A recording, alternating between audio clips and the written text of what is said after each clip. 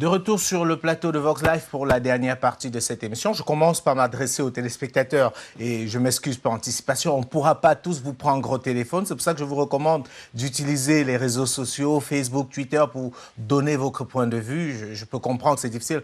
Malgré la multiplicité des lignes téléphoniques, c'est vraiment compliqué de prendre tout le monde au téléphone. Alors, nous allons entrer sur le cas Blaise Compaoré. Et je veux vous citer, professeur Niamsi. Vous avez dit ce qui s'est passé au Burkina Faso n'est pas une révolution véritable. Vous avez essayé d'assimiler ça à un coup d'État. J'ai envie de vous écouter là-dessus. Eh bien, la chute de Blaise Compaoré, selon vous, ce n'est pas une révolution? Il y a parfaitement eu, entre 2014 et 2015, 3 coups d'État au Burkina Faso. Le premier coup d'État, tout le monde a vu à la télévision burkinabé, le général Honoré Nabéré Traoré, chef d'état-major de l'armée burkinabé, faire sa déclaration de prise de pouvoir et dissoudre les institutions nationales. Par la suite, 2 jours après, tout le monde a vu le lieutenant-colonel Zida, numéro 2 du RSP, Régiment de sécurité présidentielle, faire sa déclaration de prise de pouvoir, en renversant le général Nabéré Traoré. Et plus tard, le 16 septembre 2015, tout le monde a vu le général de brigade Diendéré Gilbert prendre le pouvoir en arrêtant, en renversant le président Kafando et le premier ministre Zida. Ça fait 3 coups d'État. Mais tout ça après la démission de Blaise Compaoré. La démission du président Compaoré, poussée par la rue, a été provoquée par 3 facteurs. Premier facteur, la rue instrumentalisée par une partie de la classe politique. Mais pourquoi vous avez tendance à infantiliser les gens? Le Burkina Faso, c'est un pays qu'on connaît assez solide politiquement. Pourquoi vous pensez que des Burkinabés qui descendent dans la rue sont forcément instrumentalisés? Je ne sais pas, M. Donché, si vous prenez plaisir à voir brûler une assemblée nationale. C'est pas une question de plaisir. Régulièrement par le peuple. On prend plaisir à voir le peuple revendiquer la souveraineté quand l'Afrique brûle, je n'y trouve aucun motif de satisfaction.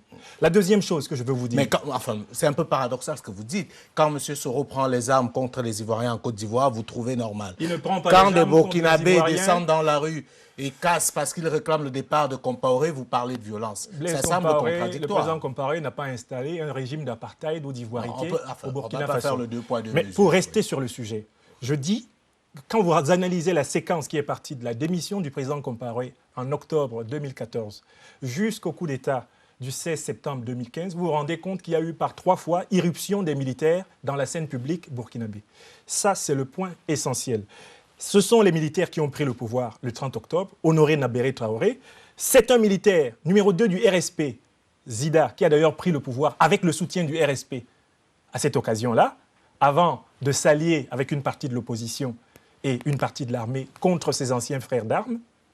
Et en 2015, c'est encore un coup d'État. Donc ce qu'il faut retenir, c'est que le Burkina Faso est instable depuis que le conflit constitutionnel a été arbitré par la rue, par la violence, par l'incendie du temple de la démocratie burkinabé, l'Assemblée nationale. Que vouliez-vous que ces militaires fassent, étant donné que M. Compaoré avait démissionné et que le président de l'Assemblée nationale était introuvable? On devait laisser le pays à la rue. Ces militaires devaient sécuriser le pays pour faire revenir le président de l'Assemblée nationale afin qu'il exerce la transition politique conformément à la Constitution. C'était cela leur rôle. Le président était en fuite, on ne le trouvait pas, le président de l'Assemblée nationale. Ils l'ont d'abord fait fuir.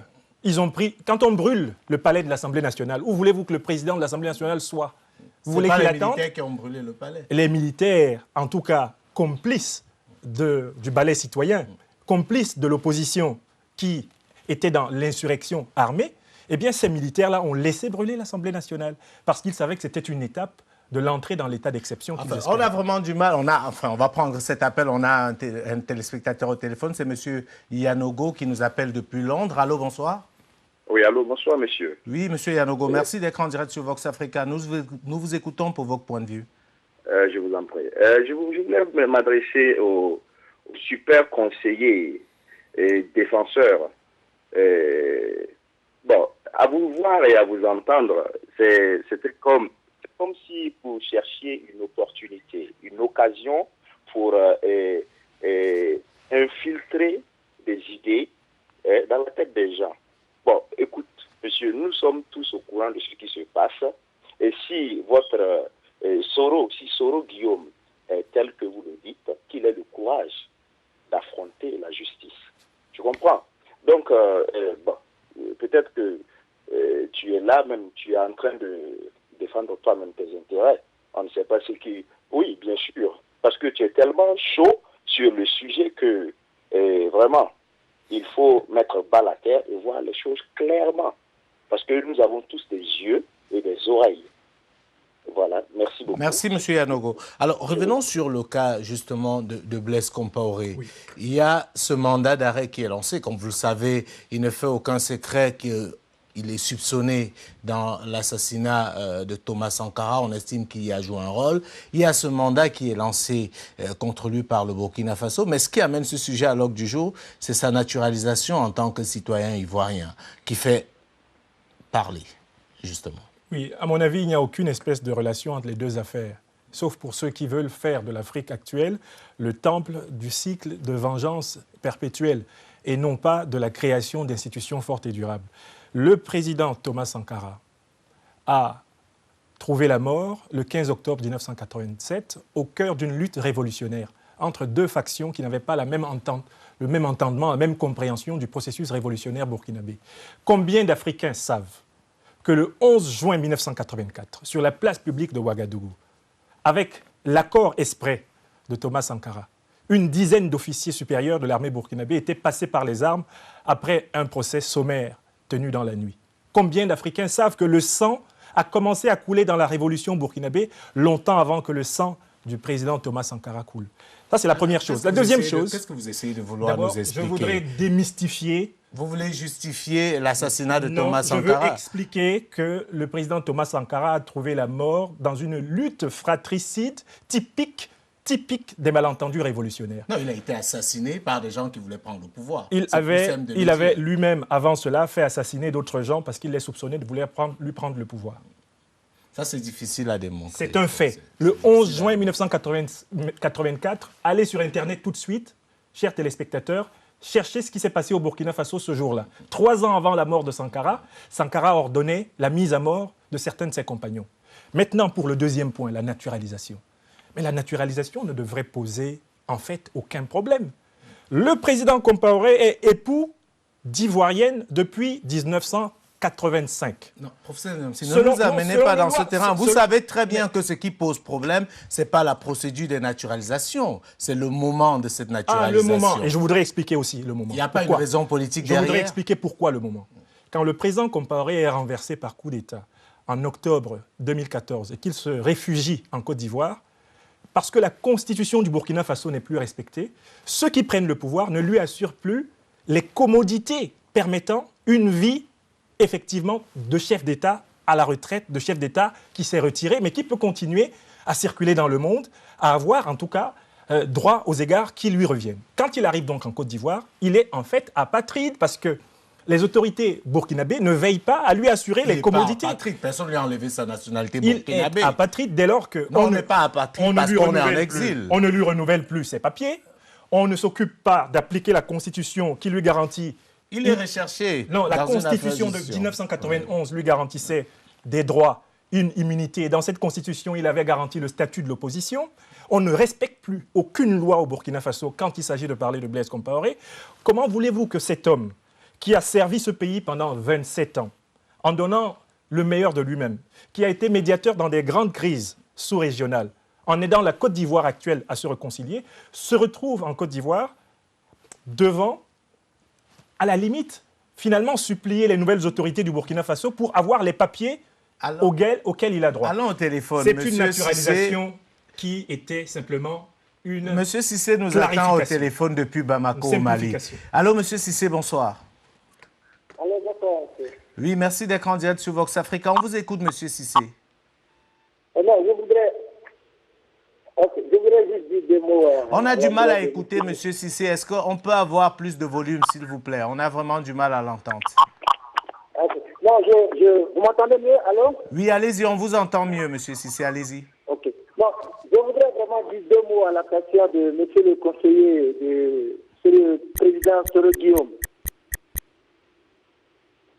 En fait, on voit bien qu'il est en train de faire valoir un peu ses arguments, mais l'idée est que c'est un conseiller et en plus c'est un philosophe. En tant que philosophe, je pense qu'il gagnerait plus à garder un peu plus de mesures et à faire valoir véritablement les arguments pertinents, objectifs, dans un sens de réconciliation et d'apaisement de la situation. En ce moment, on note bien que ce qu'il fait contribue plutôt à surchauffer les tensions. À partir de ce moment-là, je pense qu'en tant que conseiller, il pourrait quelquefois avoir des difficultés à permettre à M. Ferré-Guillaume, qui est directement visé, de garder suffisamment de sérénité pour prendre de bonnes décisions. Donc, moi, je pense que la question est éminemment politique. Et donc, lui, en tant que conseiller, d'acteur politique, dans une situation éminemment politique et surchauffée, il devrait contribuer à baisser la tension. Et je pense que s'il va dans ce sens, il serait un très bon conseiller. Mais tel qu'il procède à ce moment, je pense qu'il contribue plutôt à surchauffer quelque chose qui est déjà excessivement Merci, monsieur Cissé. Merci pour votre rappel. Vous avez épuisé vos minutes. Il ne nous reste plus vraiment beaucoup de temps sur la question. Vous tenez à réagir à monsieur Cissé. Je voudrais très brièvement réagir. J'ai commencé mon intervention sur ce plateau en disant que les liens fraternels qui lient les peuples du Burkina Faso et de Côte d'Ivoire étaient tels qu'ils survivront, je suis certain, à cette période de malentendus relatifs, d'ailleurs, qui sont en train d'être traités avec responsabilité au sommet des deux États. Mais il est important de rappeler que si je suis venu sur ce plateau, c'est parce qu'un homme innocent, seconde personnalité de son pays, est traîné dans la boue depuis 6 mois, alors qu'il n'a rien fait. Vous ne pouvez pas dire qu'il est innocent, vous n'êtes pas juge. Je démontre depuis pratiquement 1h30 non, ici c'est pas à vous de le faire. Les téléspectateurs vont se faire leur idée, mais vous ne pouvez pas déclarer sur un plateau qu'il est innocent. La justice burkinabé ne peut pas prendre sur elle par fantaisie de lancer un mandat d'arrêt contre quelqu'un qui n'a rien à se reprocher forcément. Je suis intellectuellement convaincu de l'innocence du président Guillaume Soro. J'ai le droit de le défendre en tant que tel et personne ne me fera croire le contraire. Je ne suis pas ici pour demander que le conflit s'envenime davantage entre le Burkina Faso et la Côte d'Ivoire. Je n'y ai aucun intérêt. Je suis ivoirien d'adoption. Je suis burkinabé de cœur. J'y ai aussi des racines. Ce que je souhaite, c'est qu'un homme innocent, eh bien, qu'on le laisse tranquille. Et que le Burkina Faso, la justice du Burkina Faso, s'occupe de très graves scandales. Le ministre Rémi Dandinou, ministre de la Communication du Burkina Faso. De coup d'État dans un pays, c'est pas assez grave pour que la justice s'en intéresse, mais ils ont fait 3 coups d'État en moins d'1 an et demi entre eux au Burkina Faso.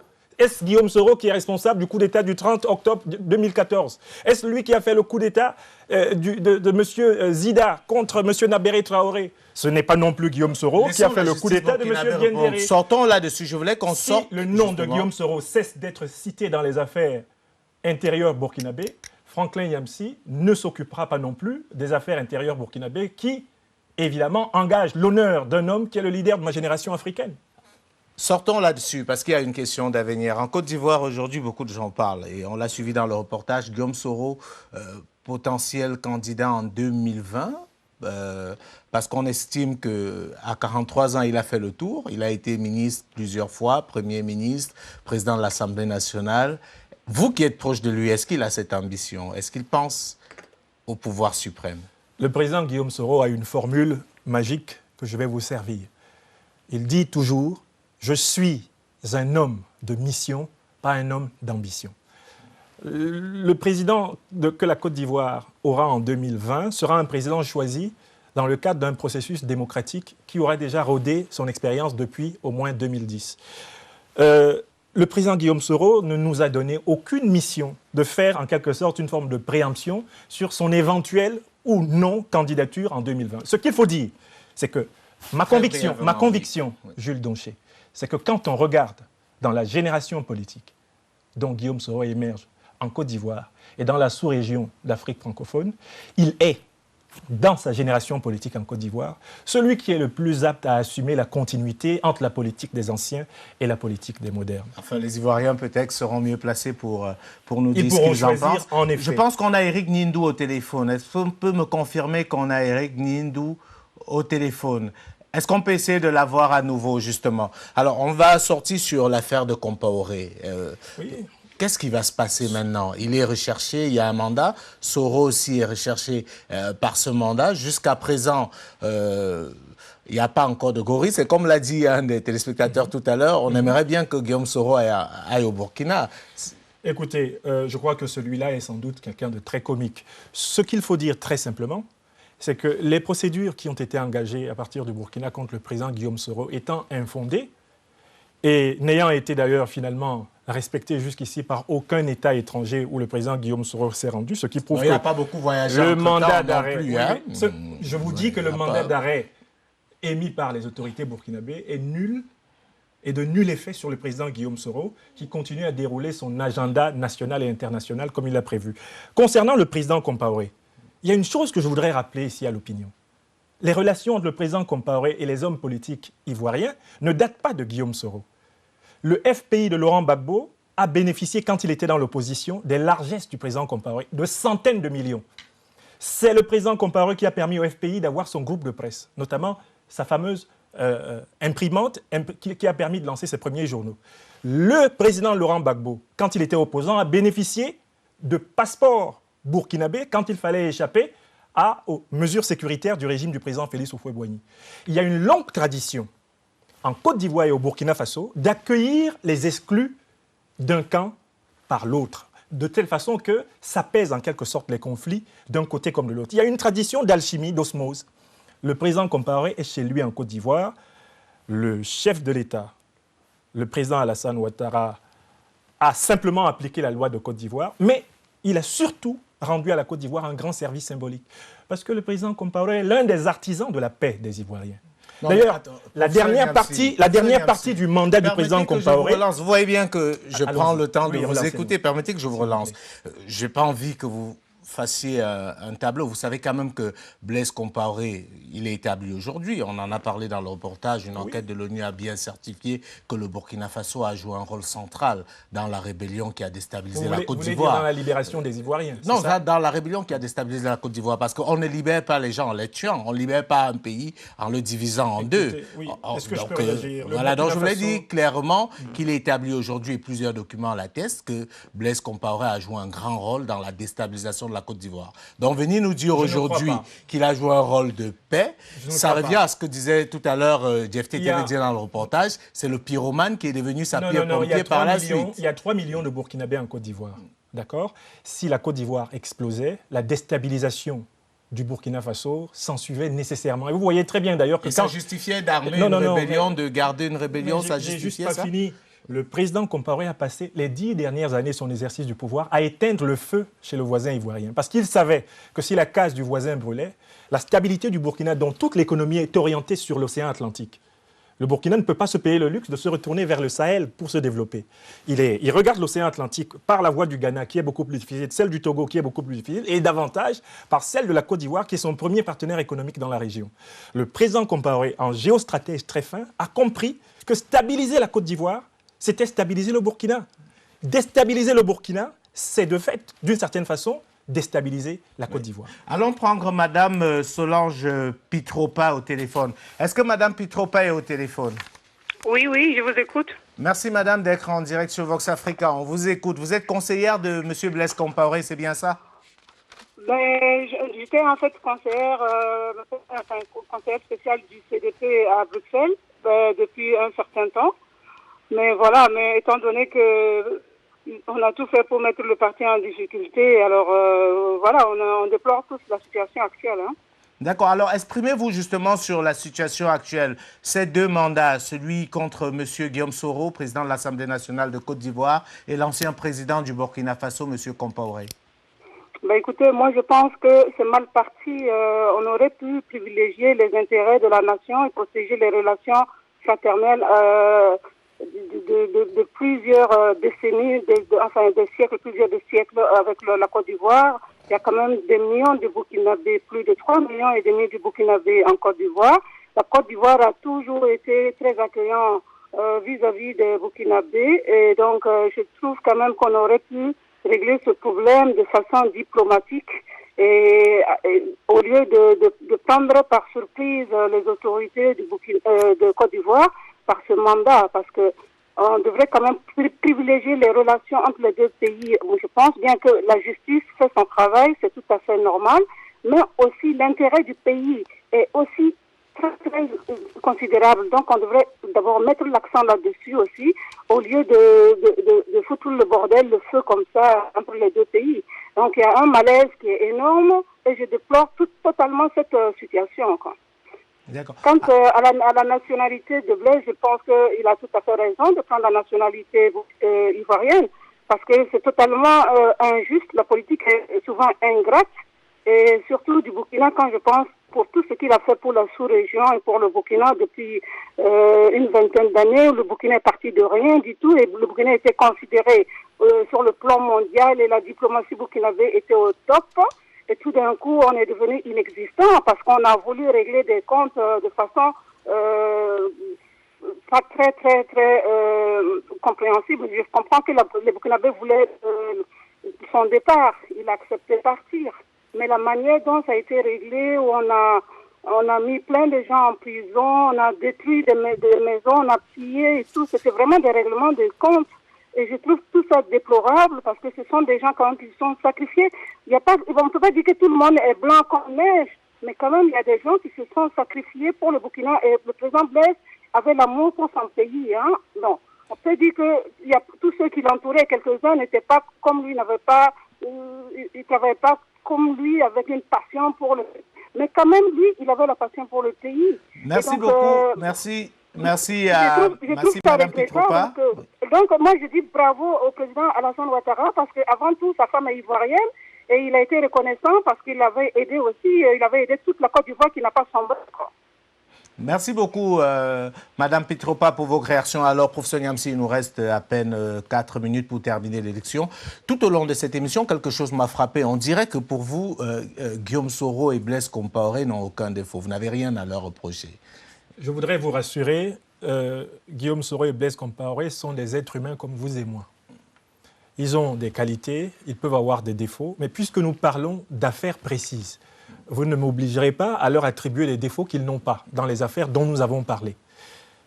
Pour le cas du président Guillaume Soro, j'ai établi que les accusations fallacieuses qui sont formulées contre lui depuis 5 mois sont construites sur du sable.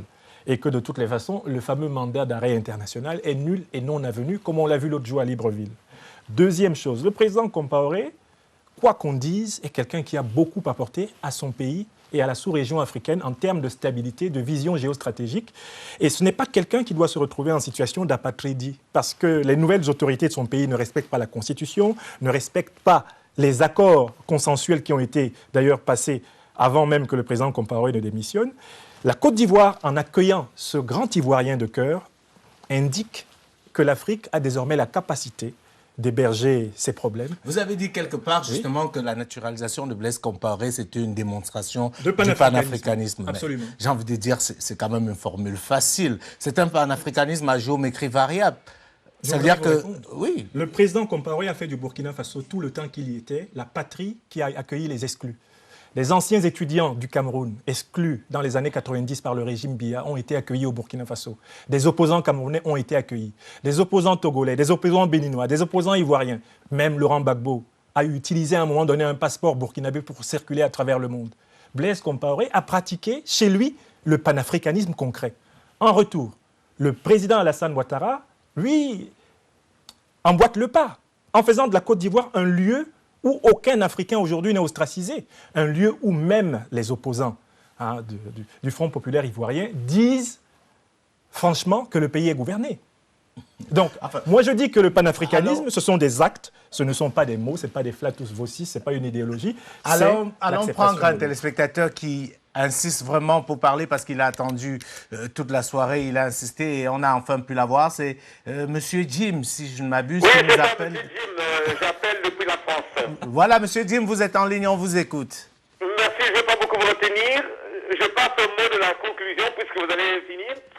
Quant à notre professeur Sonke Niamsi, qu'il enlève le titre de professeur parce qu'il fait honte aux intellectuels. Quand on vient pour un débat et qu'on est conseiller, on ne doit pas tout prendre comme si c'est le Dieu qui doit indiquer tout aux gens. Et je lui laisserai jamais éduquer mes enfants. Moi, je parle en tant qu'officier. Je connais plus que lui sur la Côte d'Ivoire. Et nous avons défendu la Côte d'Ivoire. Et nous avons défendu même Laurent Gbagbo ici. Sinon, Laurent Gbagbo serait resté ici, là. Nous savons le mal de la Côte d'Ivoire vient de Soro. On ne forme pas un parti des étudiants avec des armes. C'est ça, c'est mauvais.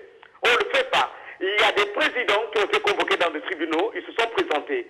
Je vous donne l'exemple aujourd'hui au Congo-Brazzaville, un général qui est à la fois ambassadeur de toute l'Afrique pour la paix, il a été convoqué, il s'est rendu. Et aujourd'hui, il est libre. Donc, il ne faut pas venir montrer aux gens que vous connaissez tout.